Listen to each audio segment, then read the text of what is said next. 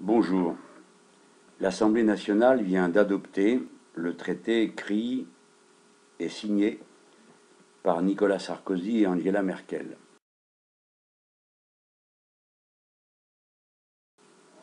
En tout cas, le pire pour nous, qui avons toujours, avec constance et tranquillité, combattu ce traité et les précédents. Les réunions s'activent pour ou contre la ratification. Ce soir, nous allons ouvrir le débat avec Confrontation, qui organise salle Rabelais à Montpellier. Donc ce soir, un débat sur le thème « Après le référendum, que se passera-t-il si le oui l'emporte ou si le non l'emporte ?» Vous allez entendre deux des débatteurs, tous deux en délicatesse d'ailleurs avec leur parti. D'abord le socialiste Jean-Luc Mélenchon, qui envisage les deux cas de figure. Si le vote est négatif, je crois que tout le monde commence à comprendre que nous allons dans un inconnu plein d'aventures et pas dans les bonnes conditions. Car qu'il y ait ou non le traité de Maastricht, l'acte unique s'appliquera. Et par conséquent, nous aurons la libre circulation des capitaux, des marchandises et des hommes sans aucun contrepoids politique. Maastricht, c'est le contrepoids politique à la libre circulation des capitaux et des marchandises. Si le oui donc l'emporte, eh bien là aussi nous irons dans un monde nouveau, il ne faut pas se le cacher. Et moi je vous dis comme socialiste, qui ne suis pas totalement satisfait du texte du traité de Maastricht, que tout commence, tout reste à faire, mais avec des bases solides.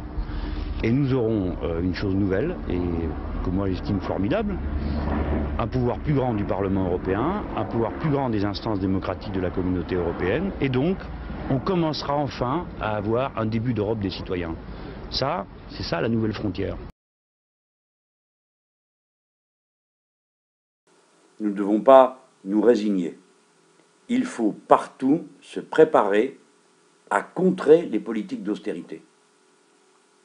Dans les villages, dans les entreprises, dans les services publics.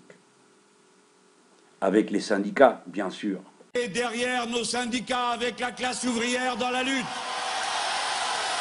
Notre camp, notre famille politique, le monde du travail et de ses revendications. Je vous appelle à vous retrouver le 6 mai, sans rien demander en échange. Le 6 mai pour battre Sarkozy. Je vous demande de ne pas traîner les pieds. Je vous demande de mobiliser comme s'il s'agissait de me faire gagner moi-même l'élection présidentielle.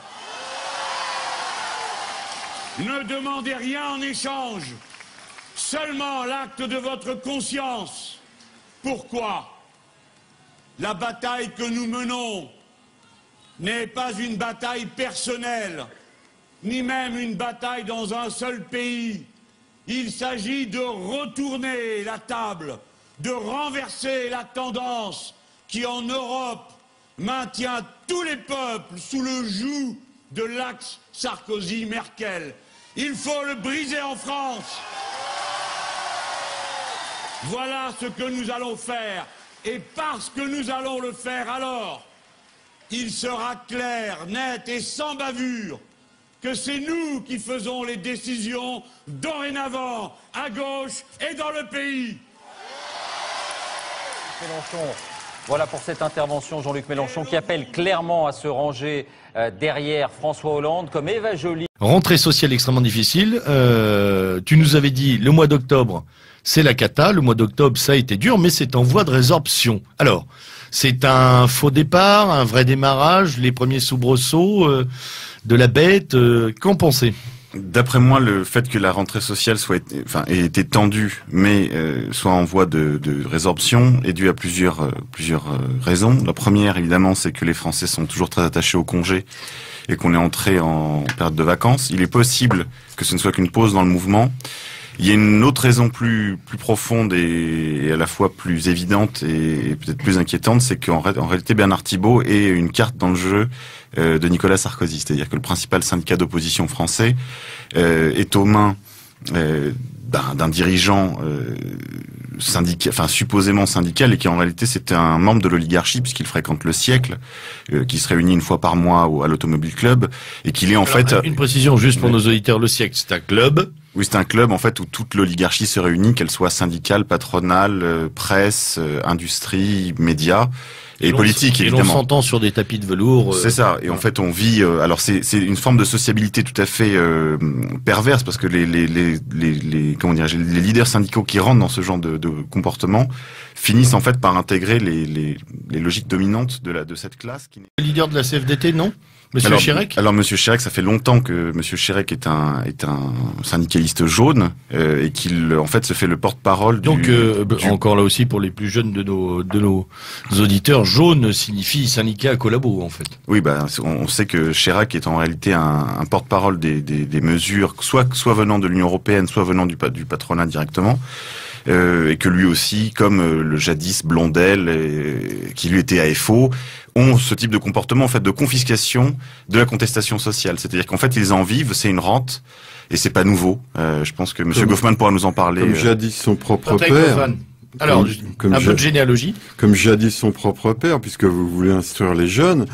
Le père de Monsieur Chérec, dont il a hérité la CFDT, comme ça se fait en Corée du Nord, à Cuba et autres lieux, a démissionné de la présidence de la CFDT dans les années 80 pour aller opérer lui-même la liquidation de la métallurgie lorraine en tant que préfet extraordinaire. Ah, ça c'est effectivement une information de poids. Justement, à propos de ça, à propos de Paradis et d'Enfer, je crois que Monsieur Thibault était dans le plus grand des désarrois parce qu'une partie de ses troupes, et notamment celles qui tiennent les terminaux pétroliers, ont opéré sans sa permission. Vous avez des infos là-dessus? Pas du tout? Oui, alors moi je voudrais juste dire un mot là-dessus, c'est qu'en réalité... Il était bien embêté, hein, on l'a vu à plusieurs reprises, essayer d'amadouer... Mais en réalité... Il y a une dissidence à la CGT? Alors non, pas du tout, mais disons qu'il y a quand même une culture maison qui est difficile de liquider tout à fait en l'espace de quelques années seulement. Il y a quand même une culture du blocage, et ça c'est vrai que ça a beaucoup, enfin, la réputation de la CGT n'est pas usurpée, et il y a encore des gens qui ont cette culture syndicale-là à la CGT. Malgré tout, je remarque que les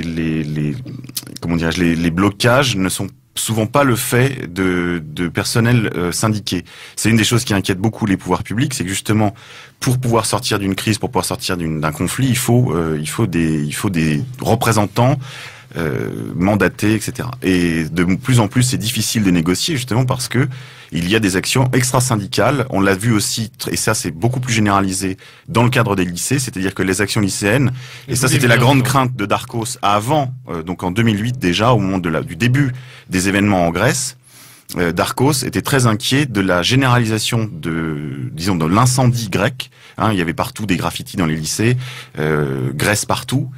Et Grèce générale, et ça c'est la crainte des pouvoirs publics et des pouvoirs des autorités de sécurité publique, et en réalité c'est ce qui se passe. On voit de plus en plus, et on en avait parlé à l'occasion de cette émission, la généralisation d'actions, en fait, y compris de gens qui ne sont pas politisés ou qui ne sont pas encadrés. Et ça, c'est la nouvelle donne. Après, je pense aussi, ce qu'il faut bien voir, c'est que la plupart du temps, en fait, les dépôts pétroliers ont été bloqués par des gens qui n'étaient pas, qui ne travaillaient pas pour les dépôts. C'était des cheminots et des professeurs. D'accord, c'est intéressant aussi de voir effectivement les secteurs qui bougent. Voilà, finalement. C'est ça. Patrick Goffman, un mot sur les lycéens. Sont-ils instrumentalisés? Qu'est-ce que vous en pensez, vous, de cette descente à point nommé, inopinée, programmée? Bon, j'en pense pas grand-chose. Je vous demande d'abord la permission d'ajouter un mot, d'apporter un peu d'eau, et plus exactement de liquide au moulin de votre ami K.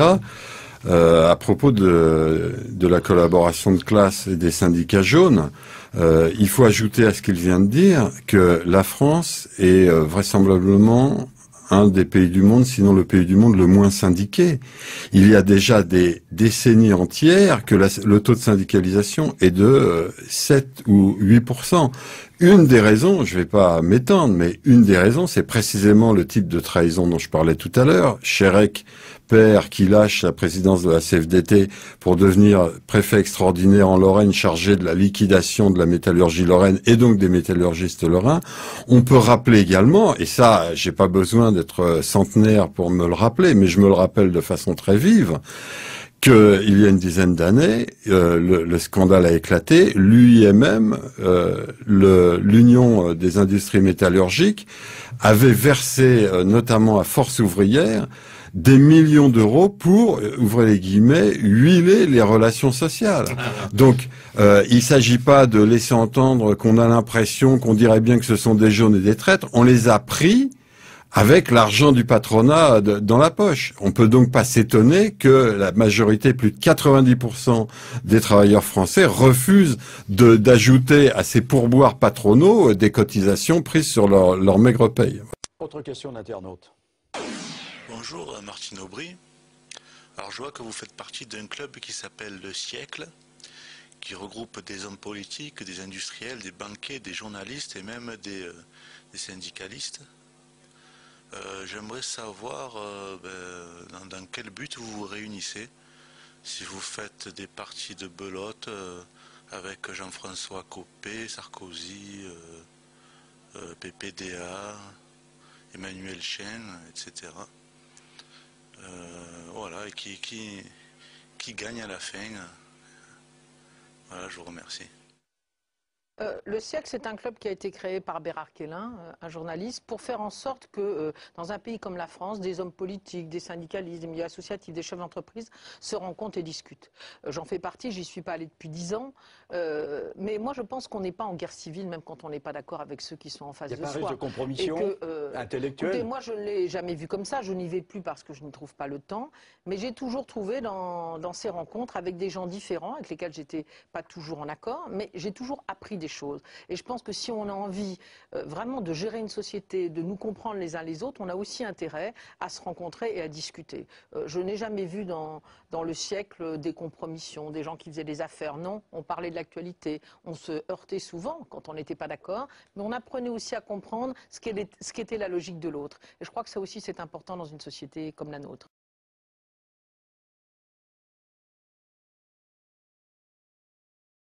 Je ne connais pas le dîner du siècle.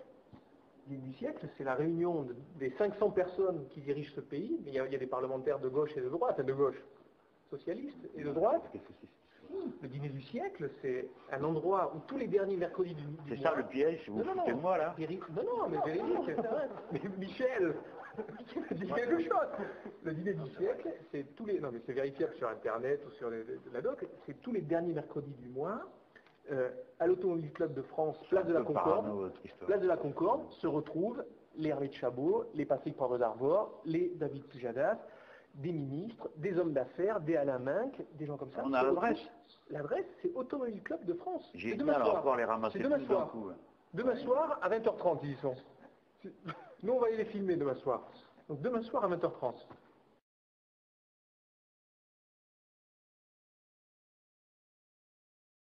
Je vais nommer ceux que nous combattons. Nous combattons l'oligarchie. Et si vous ne comprenez pas ce que ça veut dire, je vais vous les présenter. La coalition de la bande du Fouquet, comme disent les communistes, et du club Le Siècle. Oust, du balai, dehors. Ah non, je crois que dans le film, il y a une certaine désillusion par rapport à tout, y compris par rapport aux politiques, parce que au moment effectivement où Mélenchon nous dit allez-y, lui on l'a pas retrouvé devant le dîner du siècle. On l'a pas retrouvé et ce qu'il nous proposait, c'est-à-dire d'aller crier dans le métro, c'est vrai que ça nous semblait quand même un peu faible quoi, par rapport à ce qu'on avait nous imaginé. Bon, de la même manière que quand je lui ai téléphoné en lui parlant de cette opération Plumet-Goudron, il n'a jamais rappelé. Hein. Il était un peu interloqué par cette proposition. Bon, après, c'est pas son boulot non plus de faire ça, peut-être, hein, je sais pas. Mais en tout cas, on lui a dit, oui, enfin, en tout cas, il se présente comme quelqu'un d'assez radical, donc on est allé le chercher sur ce terrain-là, et on a vu aussi, là, ses limites. On a vu ses limites, ouais.